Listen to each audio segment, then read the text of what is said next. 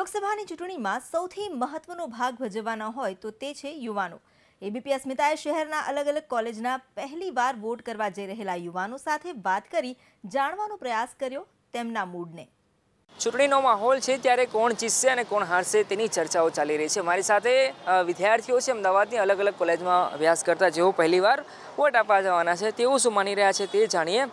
પહેલીવાર વોટ આપવા જવાનો છે, શું છે દિમાગમાં? શું છે, ઉત્સાહ સારો છે કે પહેલીવાર વોટ આપવાનો છે।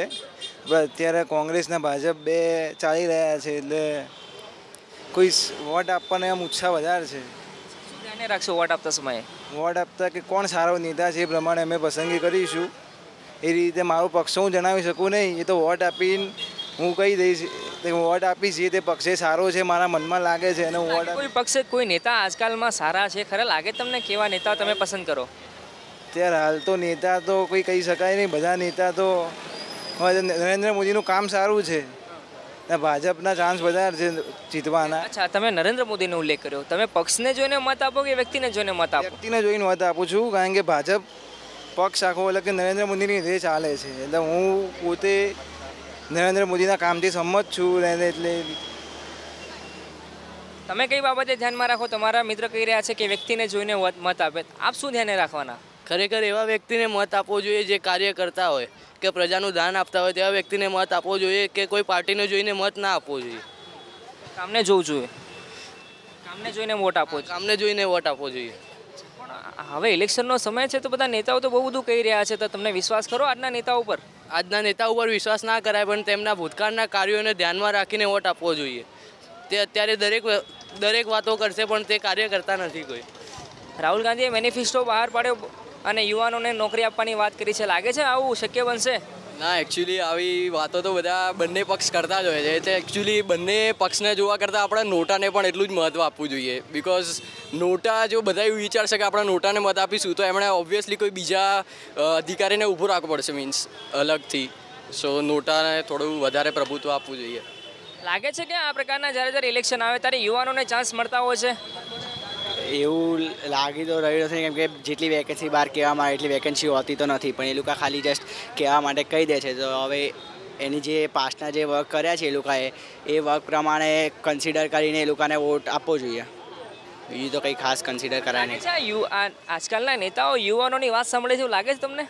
ના, અમને નથી લાગતું, કારણ કે એમાં એવું છે કે અત્યારે રાહુલ ગાંધીએ એમ કીધું કે અમે ખેડૂતોને દર વાર્ષિક મહિને એટલે મીન્સ કે વાર્ષિક વર્ષે 72,000 રૂપિયા આપીશું, પણ આ બધું ઇલેક્શન આવે ત્યારે જ કેમ થાય છે? એ પહેલાં કેમ કાંઈ થતું નથી? અને અમને આ વખતે પહેલીવાર વોટ આપવાનો ઉત્સાહ છે। જે ખરેખર કામ કરે છે તેને વોટ આપો અને સત્યનો સાથ ને અહિંસાનો વિકાસ। બહુ સરસ લાગે છે ખરું કે તમે પણ વોટ આપશો તો કઈ બાબતે તમે ધ્યાન રાખશો? ખાસ તો તમે વિદ્યાર્થીની છો, તો વિદ્યાર્થીની તરીકે આપ દિમાગમાં શું છે પહેલીવાર વોટ આપશો તો?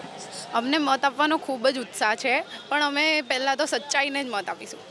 જે દેશની પ્રગતિ, દેશનો વિકાસ, જે દેશના વિકાસ વિશે વિચારે એને સૌથી પ્રથમ મત આપવો જોઈએ। લાગે છે આજકાલના નેતાઓ તમે જે ઉલ્લેખ કરો એને ફોલો કરતા હોય છે, કારણ કે નેતાઓ પ્રત્યે ઇમેજ આજકાલ યુવાનોમાં ખાસ સારી નથી હોતી। ઇલેક્શન આવતા દરેક નેતા પ્રચાર કરવાનું ચાલુ કરી દે છે, કારણ કે એ લોકોને વોટ જોઈએ છે એટલે। હવે ઇલેક્શન આવ્યું છે અને નેતાઓ તમારી પાસે આવવાના છે મત માંગવા? હા, પણ એકચ્યુઅલી હજુ તો મને પોલિટિક્સમાં ઇન્ટરેસ્ટ નથી, પણ આ વખતે ચાલી રહ્યું છે કે જે બધા અલગ અલગ નેતાઓ છે જે બધા પ્રચાર કરવાનું ચાલુ કરી દીધું છે, રેલીઓ કરવાનું શરૂ કરી દીધું છે, જેથી એમને વોટ વધારે મળે, સીટ વધારે મળે।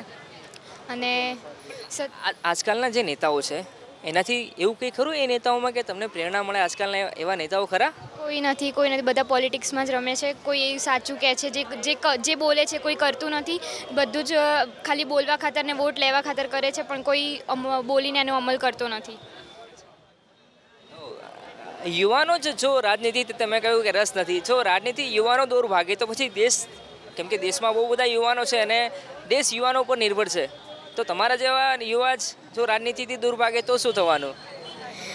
તો પણ નથી, મને બહુ પોલિટિક્સમાં ઇન્ટરેસ્ટ જ નથી, એટલે કદાચ આજકાલની રાજનીતિ જ એવી બની ગઈ છે કે યુવાનો દૂર ભાગે છે।